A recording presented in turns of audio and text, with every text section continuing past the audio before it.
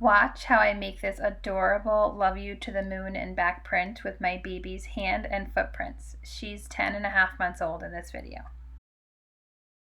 You can find the design and links for the Clean Touch ink pad and where I got this 11 by 14 print printed all on my website, thelalalandshop.com.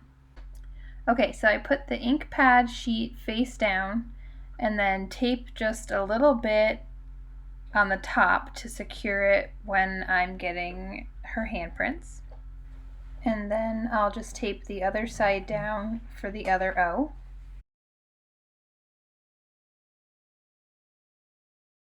Now we're ready for her handprint, and you can see here this is where the wheels kind of fell off the bus a little bit.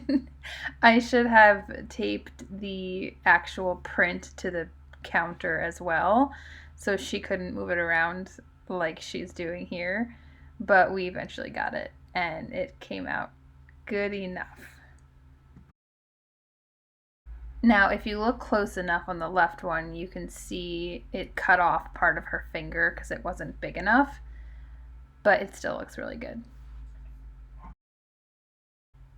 And now I'll tape the same ink pad up top, do her footprint. Again, I should have taped the actual print.